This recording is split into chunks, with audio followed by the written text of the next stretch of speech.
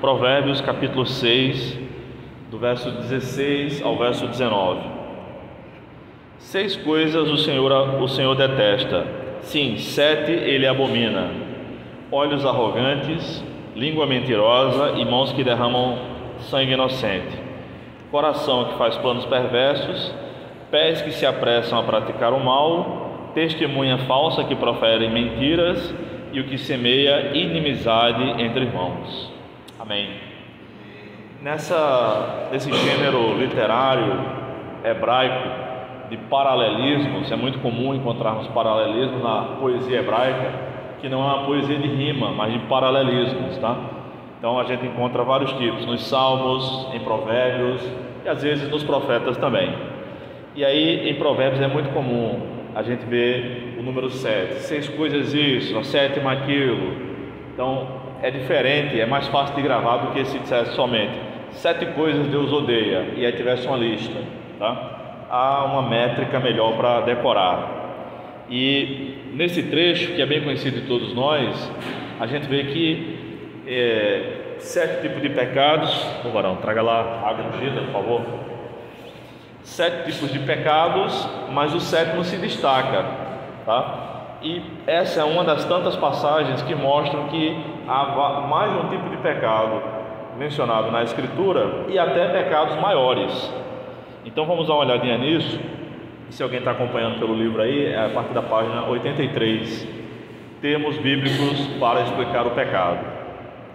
Então, o Senhor detesta algumas coisas e a 7ª ele abomina, que é um pecado maior ainda, tá? As 6 coisas que Deus detesta não são só 7 pecados que existem não, tá? Nem são essa ideia dos 7 pecados capitais, 7 pecados cabeça, é uma ideia da Igreja Católica, tá? A Bíblia fala de muitos outros pecados, mas vamos lá dar uma olhadinha nesses pecados aqui e sondar nosso próprio coração. Deus detesta, odeia, né? Olhos arrogantes. Veja, a arrogância pode ser demonstrada de diversas maneiras. No nosso próprio vocabulário, nós temos várias palavras para definir a arrogância: petulante, arrogante propriamente dito, obtuso, e cada uma dessas palavras tem uma conotação diferente. E tem o famoso fabuloso, né? É uma expressão tipicamente nossa, nordestina, que é aquele cara, aquela pessoa que só vive contando vantagens, tudo dele é o melhor, né? O círculo dele é o mais redondo, o quadrado dele é o mais reto, o sol dele é mais quente que o dos outros, e por aí vai, né? Mas é interessante que o texto fala de olhos arrogantes. Então, às vezes, sem falar nada, alguém pode pecar, não somente pecar, como demonstrar que é arrogante. Com certeza todo mundo já teve esse tipo de experiência aqui, de lidar com alguém assim. Olhos arrogantes, às vezes também é demonstrado por um sorriso arrogante. Aquela pessoa que está o tempo todo com aquele sorriso falso no rosto, demonstrando muita arrogância. Então, como eu sempre estou falando para públicos desse tamanho, maiores, obrigado, eu percebo, e pela experiência também a gente vai ganhando experiência e recursos para perceber aqueles alunos, por exemplo, que estão mais dispostos a aprender do que outros. Então já aconteceu, eu comecei a dar aula com 22 anos no seminário, eu era bem magrinho, pesava 53 quilos, então o pessoal não botava muita fé não. Parecia ter bem menos idade, né?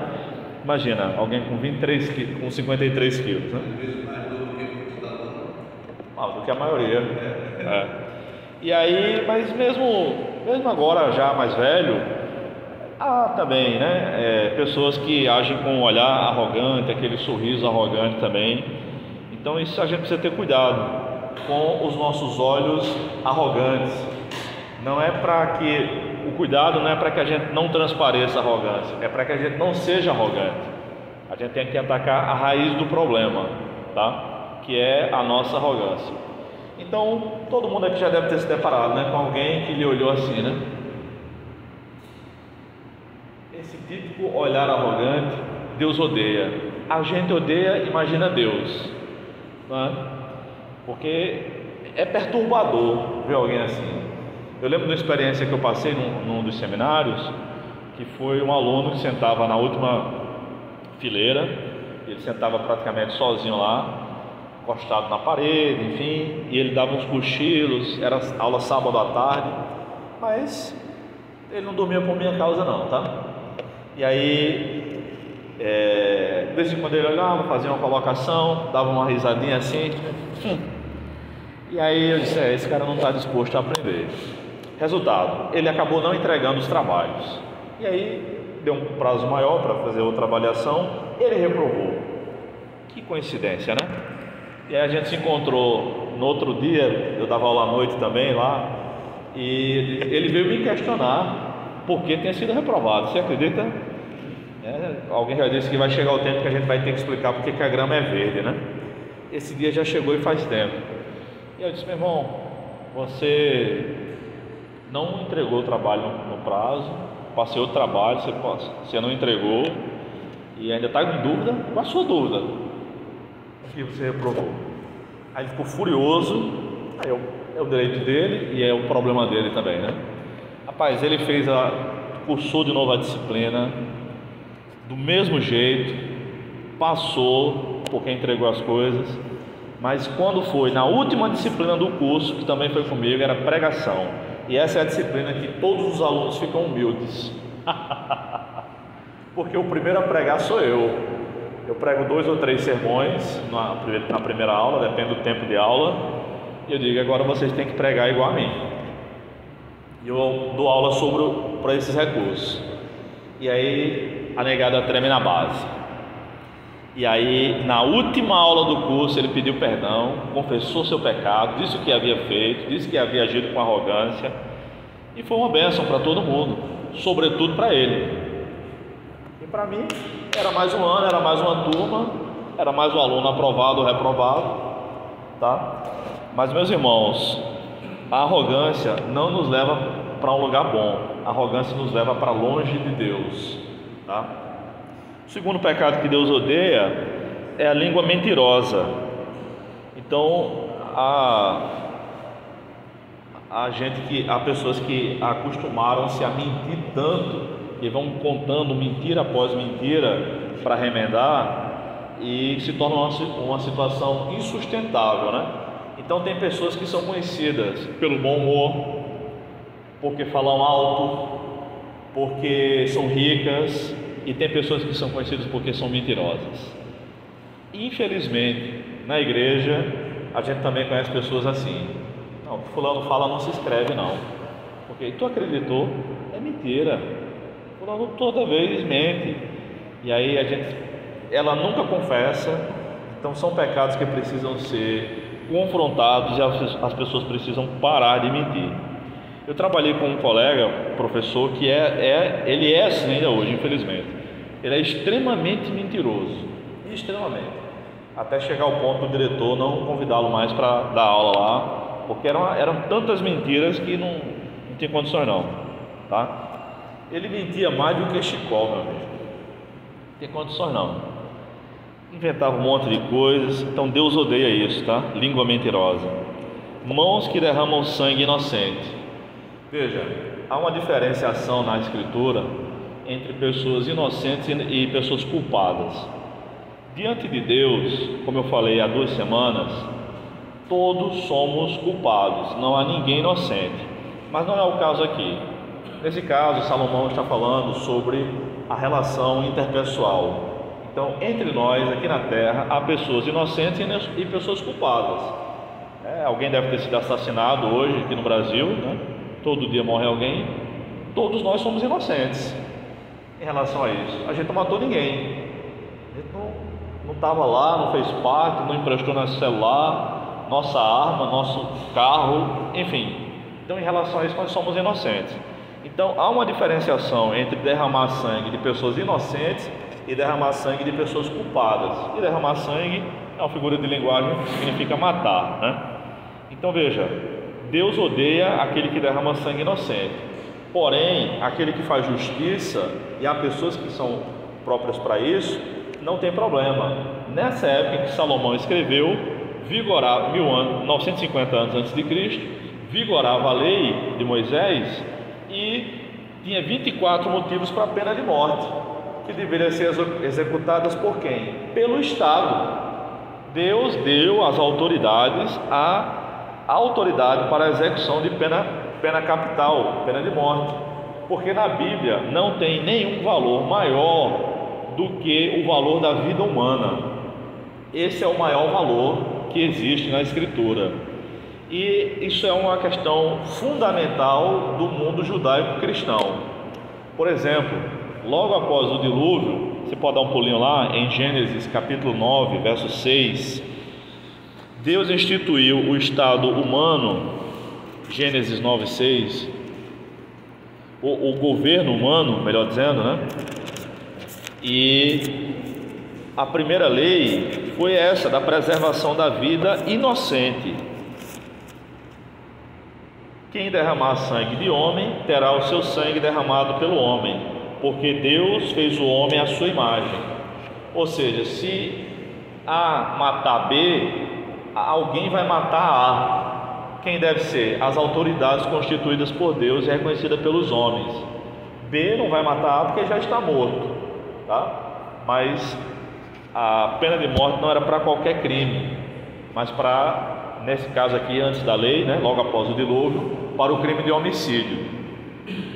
Depois, na lei, isso é abrangido, tá? Se torna mais abrangente e fica para 24 razões para a pena de morte. Agora, na nova aliança, a pena de morte é validada em Romanos capítulo 13, versículo 4, quando Paulo escreveu o seguinte: não é sem razão que ela é a autoridade, que ele está falando ali, porta a espada para punir quem pratica o mal, tá? Então o que eu quero dizer com isso é o seguinte: que Deus odeia os olhos arrogantes, a língua mentirosa, quem derramar sangue inocente, mas Deus nos dá o direito de legítima defesa e defesa de terceiros, tá? Os Estados Unidos, o governador do Tennessee assinou uma lei essa semana que vai começar a vigorar em 1º de julho, onde os estupradores de crianças poderão ser condenados à pena de morte, tá? E nos Estados Unidos, nos estados onde a pena de morte vigora, são os estados mais povoados por cristãos protestantes, por evangélicos, tá? Então eles são bem conservadores, e é uma vitória uma lei dessa. Aqui no Brasil, pessoas malignas, pessoas satânicas estão tentando implementar uma lei que dá liberdade para as mulheres fazerem aborto até qualquer época, até na semana da gestação, se ela quiser, tá?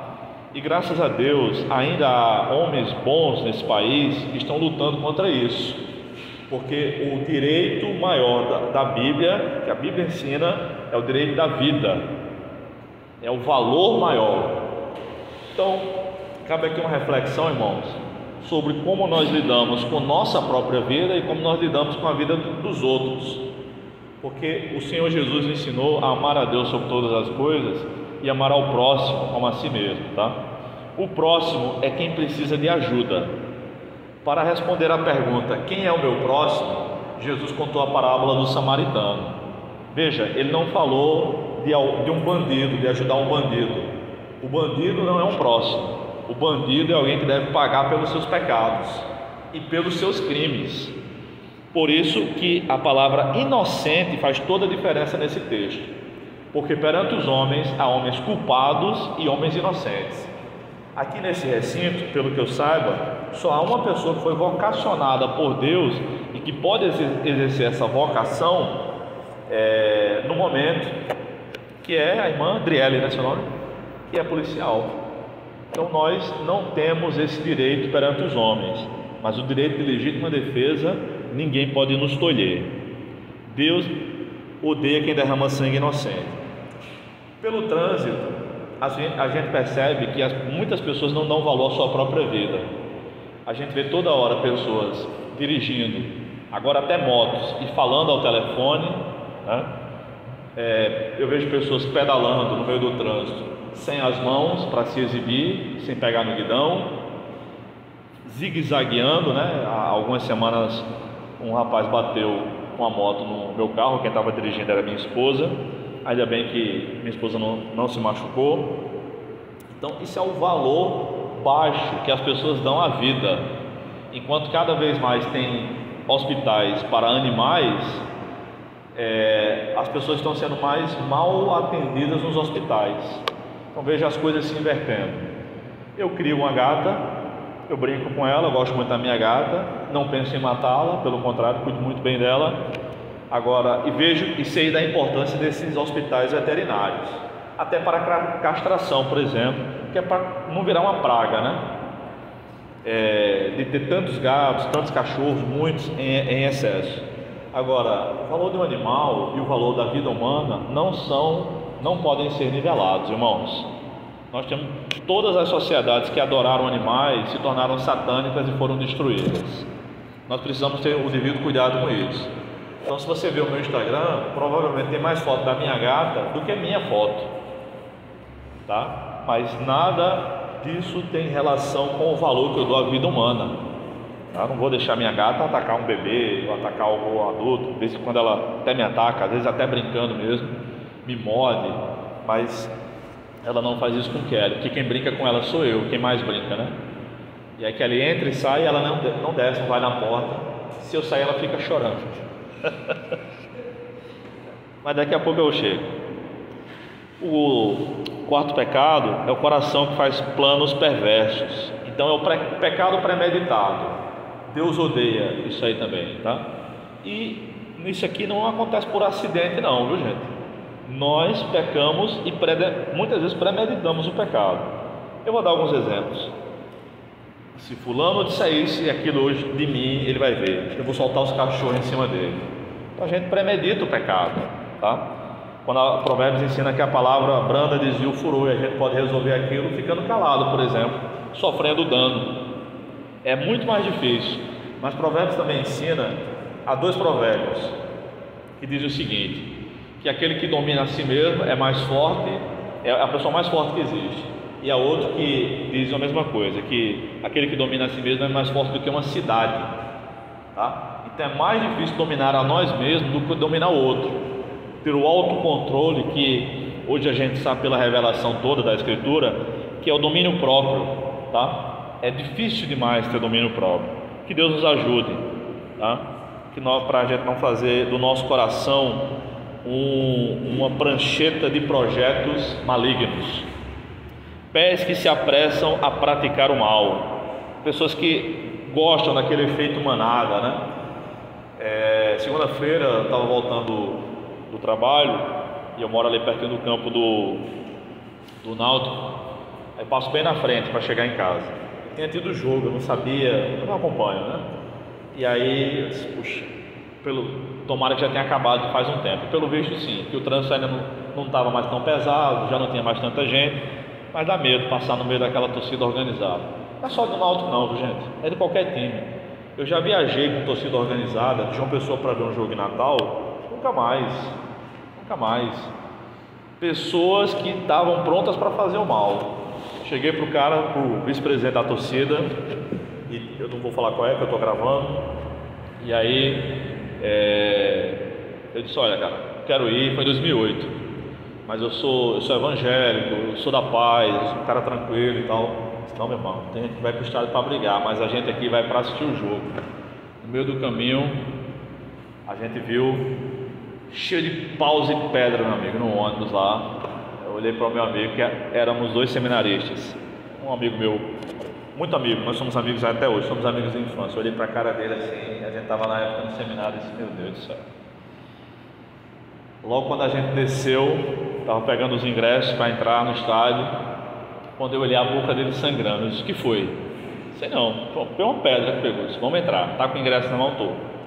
Entramos, jogaram uma pedra, pegou na cabeça de um cara chamado Bruno, que não era eu, abriu e no rebote pegou na boca desse meu amigo.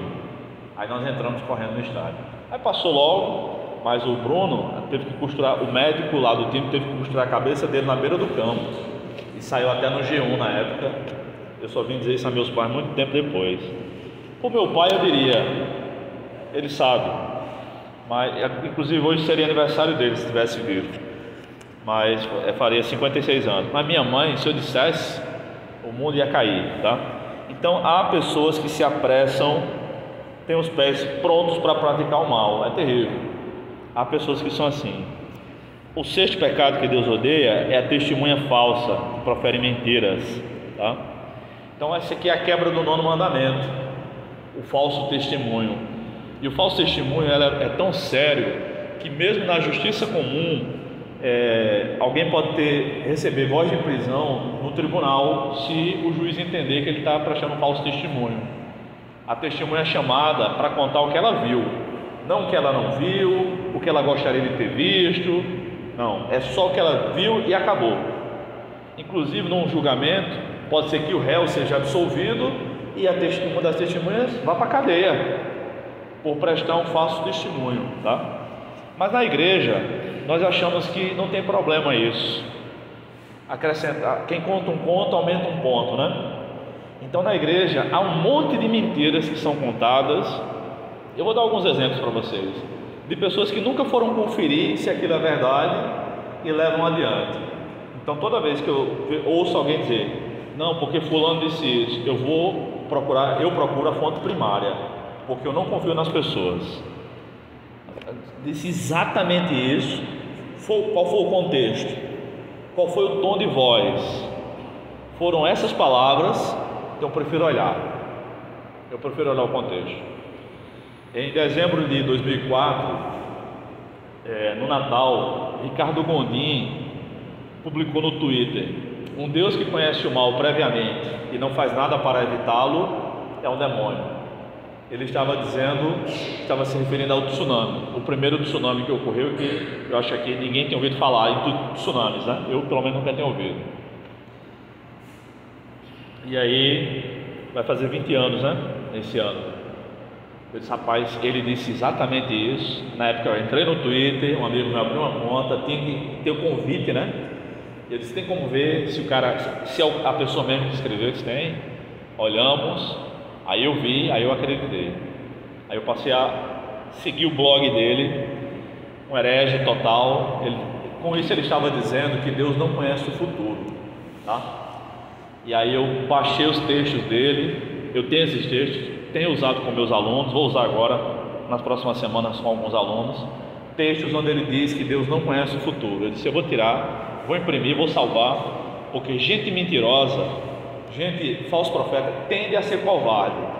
Então daqui a pouco ele vai apagar isso aqui e vai dizer que nunca escreveu. Adivinha? Acertei. E aí eu tenho lá no HD, na verdade eu tenho 2 HD cheios de coisa. E aí depois ele publicou um texto dizendo que nunca tinha escrito nada daquilo. Mas rapaz, é um covarde mesmo, né? Agora a igreja dele tem congresso de teologia LGBT. Teve esse ano. Um dos preletores foi Caio Fábio. E um dos que apoia é Ed René Kivitz. Aquele ali, em 2016, Ed René Kivitz publicou um vídeo na igreja dele, ele pregando sobre o Evangelho de João, onde ele disse que Jesus tinha segundas intenções com a mulher samaritana. Eu não acreditei, gente, que eu estava vendo. A senhora viu? Pois é.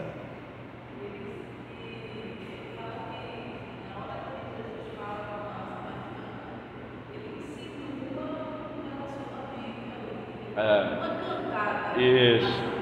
Ele diz que a água que ele tem para dar para ela não é a água do poço que Jesus, é um eufemismo para o sêmen que queria esguichar.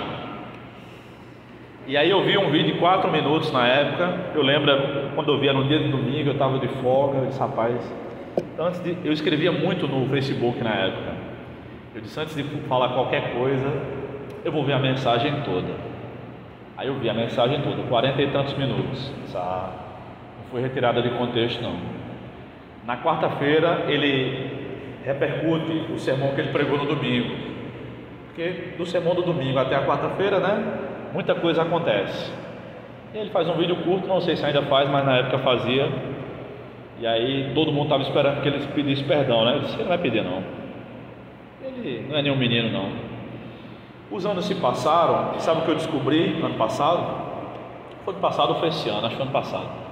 Doutora Bárbara Banz, da Juvep, vocês conhecem? Uma velhinha, está chegando nos 80, era muito amiga do Dr. Shed.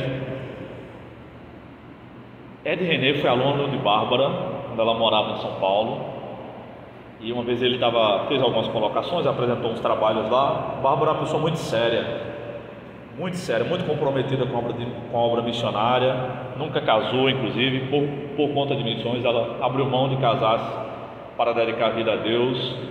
E aí ela disse, quando ela era seminarista: você é o melhor aluno da sala, mas você está condenado a ser um herege.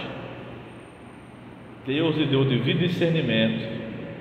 Ela já percebeu naquela época, sei lá, uns 30 anos, que ele era um herege. Então a gente precisa ter cuidado. Eu vou dizer algumas mentiras que os crentes contam no meio dos outros crentes. Primeira, a Bíblia tem a expressão não temas 365 vezes. Alguém aqui já contou? Eu contei com um programa de computador, mas contei. Eu juntei as expressões não temas, não temais, não tenha medo, não tenham medo e não tenhais medo. 5 expressões. Somei tudo, deu 192 vezes. Uma delas, não temas, é quando Absalão quer matar o seu irmão Aminon, meio irmão, né? Irmão por parte de pai de Davi, que ele havia estuprado Tamar dentro do palácio. Aí, um ano depois, ele faz uma festa. Quando Aminon está para lá de Bagdá, ele fala para os guardas: vão lá e ataquem. Os guardas ficam com medo, afinal de contas Aminon também é filho de Davi, também é filho do rei. Aí Absalão olha para os guardas e diz: não temas. Como se Deus precisasse repetir alguma coisa para que fosse verdade.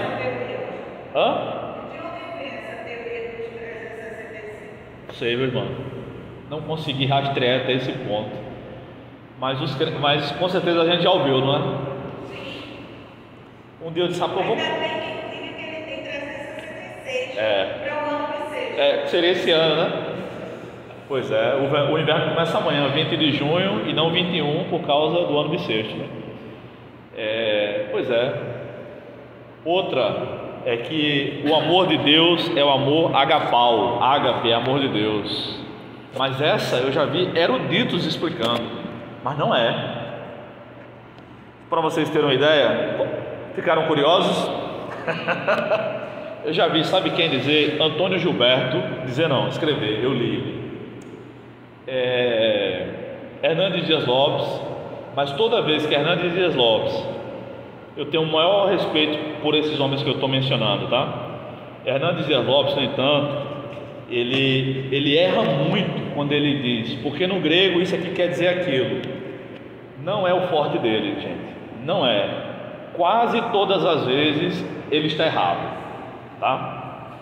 Dr. Shed, na Bíblia Shed tem no comentário de João capítulo 21, do verso 15 ao verso 17, ele comete esse erro também, dizendo que o amor agapau é o amor desinteressado. Você já deve ter visto Hernandes Dias Lopes falar sobre isso. Não é não. Vou pedir a vocês ajuda. Vamos ler João 3,35. João 3,35.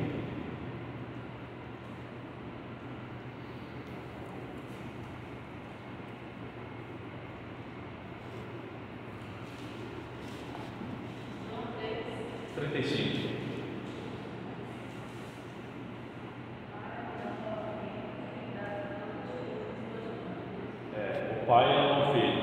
Deus Pai ama Jesus. A palavra grega que foi traduzida aí é agapau. O Pai agapau o Filho. Ok? Agora vamos ver João 5,20. João 5,20. Porque o Pai ama o Filho e mostra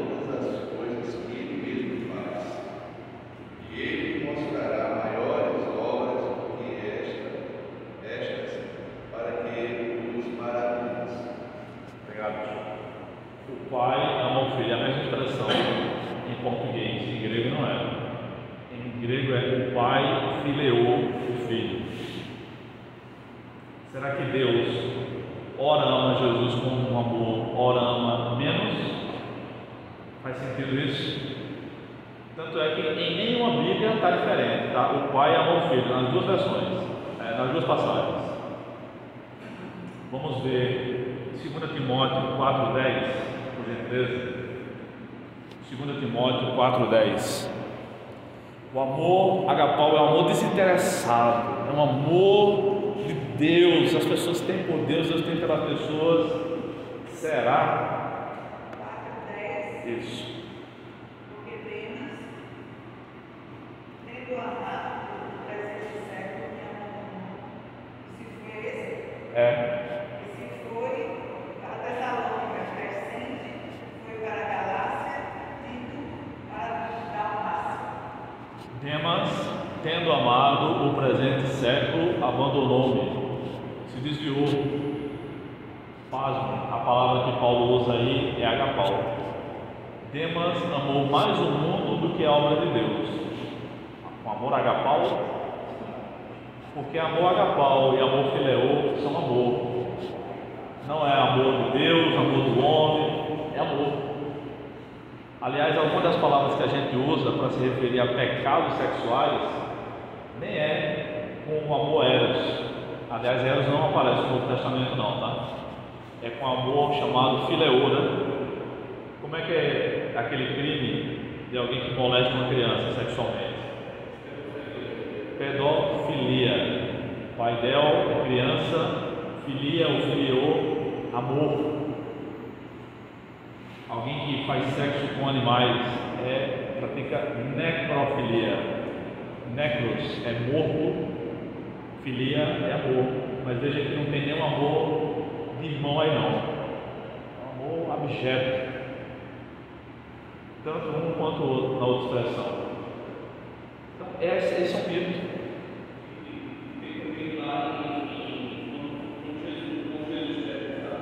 Vamos olhar? João 21, do 15 ao 17.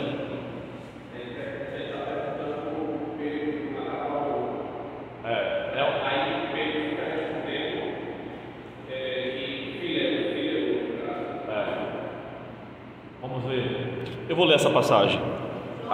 João 21, 15. Aqui é o seguinte, irmãos.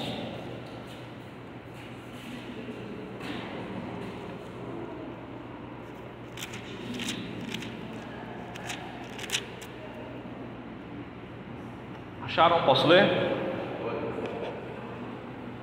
André, achou?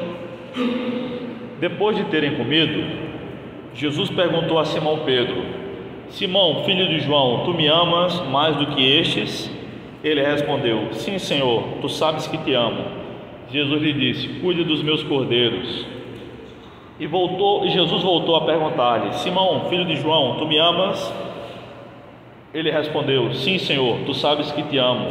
Jesus lhe disse: Pastorei as minhas ovelhas. E pela terceira vez perguntou: Simão, filho de João, tu me amas? Pedro entristeceu-se por lhe ter perguntado pela terceira vez: Tu me amas? E respondeu-lhe: Senhor, tu sabes todas as coisas e sabes que te amo. Jesus lhe disse: Cuide das minhas ovelhas. Essa é a passagem que Dinho se referiu. Aqui é o seguinte: Jesus pergunta: Pedro, tu me agapau? A ele: Senhor, eu te fileou. Pedro, tu me agapau? A segunda vez: Eu te fileou. Aí Jesus diz: Pedro, tu me fileou? Aí Pedro diz: Eu te fileou. Tá? Então Jesus, agapau, agapau, fileou. Pedro só fileou. Aí, com base nisso, muita gente, inclusive Hernandes Dias Lopes, Shed também, os três que eu mencionei, e o Antônio Gilberto, dois já se foram, né? Dois já descobriram que estão errados. Com base nisso, eles ensinam, e muita gente diz o seguinte: tá vendo? Pedro ficou triste porque Jesus mudou a palavra. Não, olha o que o verso 17 diz: Pedro se entristeceu porque Jesus lhe perguntou pela terceira vez: Tu me amas? E não porque Jesus perguntou de uma maneira diferente.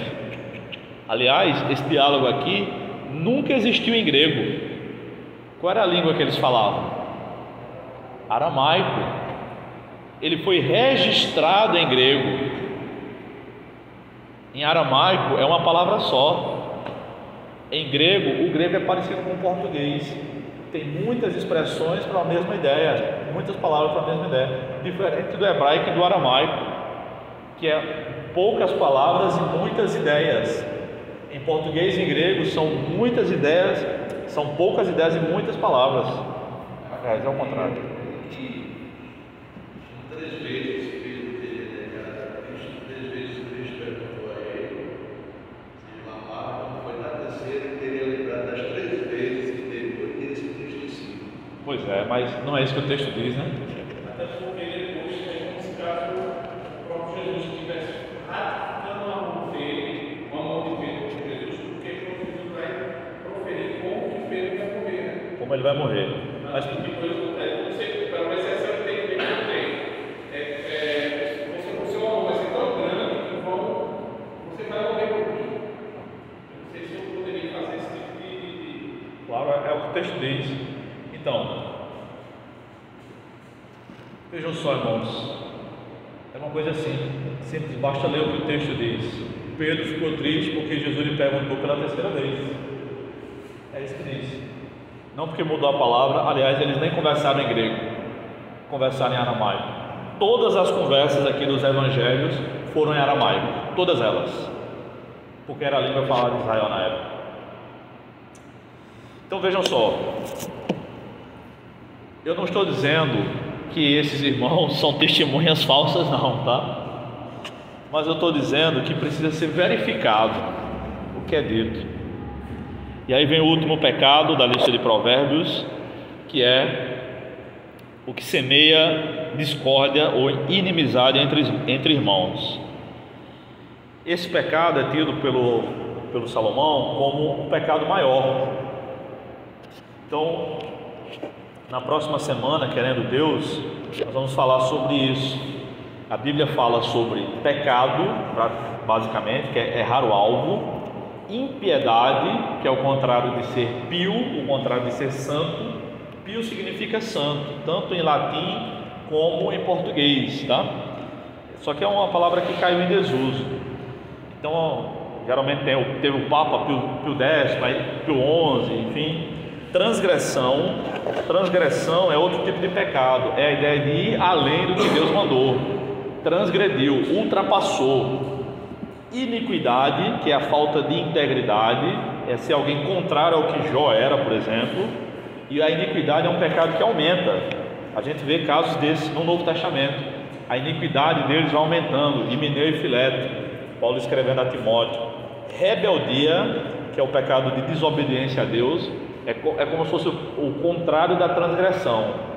Na transgressão, vamos imaginar uma cerca, e aí Deus diz: você não passa daquela cerca, e a gente passa. A rebeldia é quando Deus diz: pule aquela cerca, ultrapasse, vá além dela, e a gente não vai. Traição, a gente lembra logo do maior traidor de todos os tempos, né? Foi Judas Iscariotes. Mas o povo no tempo do profeta Ezequiel foi tido como um povo traiçoeiro para com Deus. Não foi só Judas que cometeu esse pecado, não. A Bíblia também fala sobre a abominação, que é o pecado que é o que semeia contenda entre irmãos, é abominável aos olhos de Deus, tá? 6 coisas o Senhor detesta, sim, 7 ou a 7ª ele abomina. Abominação é o tipo de pecados que provoca náuseas em Deus ou na terra. Quando Deus deu a terra para o povo de Israel, diz o seguinte, Levítico 18, do 26 ao 28: mas guardareis os meus estatutos, as minhas leis, e não fareis nenhuma dessas abominações, nem o natural, nem o estrangeiro que vive entre vós, porque os habitantes desta terra cometeram todas essas abominações, e a terra ficou contaminada, para que a terra não seja contaminada por vós, e não vos vomite também, como vomitou o povo que nela estava antes de vós. Então a abominação é o pecado que provoca náuseas, tanto em Deus A gente vê isso no Novo Testamento, quando Jesus disse que estava a ponto de vomitá-los da sua boca, uma das igrejas, quanto na terra. É uma figura de linguagem, né? Da vida à terra, mas provoca essa vomitar horrível, né? Tive aquela virose que alguns tiveram, Gera teve, eu tive também. Nossa, eu pensei que ia morrer, meu Deus. Baixei até no hospital. E para a gente encerrar hoje, vamos ver um link em João 19:11, por gentileza. João 19:11.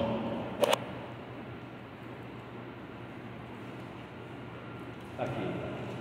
Jesus lhe respondeu: nenhuma autoridade teria sobre mim se do alto não te fosse dada. Por isso, aquele que me entregou a ti incorre em pecado maior. Judas.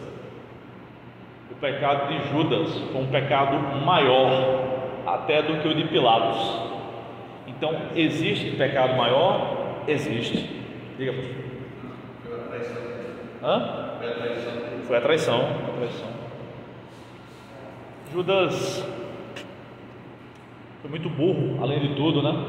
Era dinheiro que ele estava querendo, era só ter continuado. A igreja cresceu muito rápido.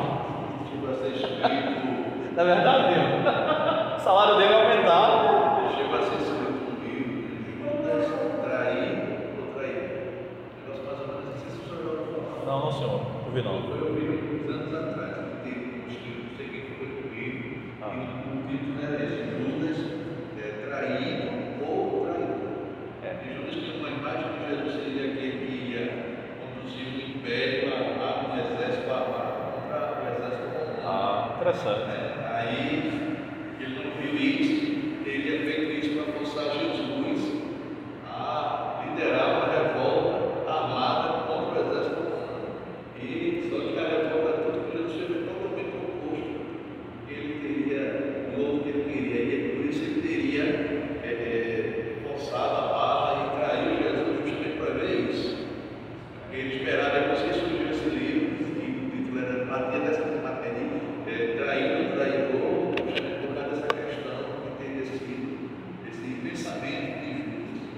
Interessante. Não conheço. Eu cheguei a ler, eu já ouvi falar só do treinamento, você chegou a ser publicado.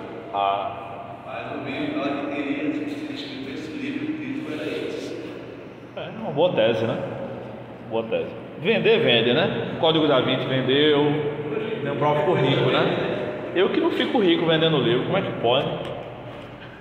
Mas é por causa daquela questão, as pessoas querem ouvir aquilo que estão agradadas aos seus ouvidos. Então, quando a gente começa a pregar, realmente uma verdadeira arrependimento, muita gente pode. Mas aí quando a gente entra no conteúdo da prosperidade, a igreja Enche. Então, meus irmãos, Deus tenha misericórdia de nós, para que não pratiquemos nem esses nem outros pecados, e se tivermos pecado, que peçamos perdão ao Senhor, e se defraudamos alguém, que peçamos perdão também. Deus nos abençoe.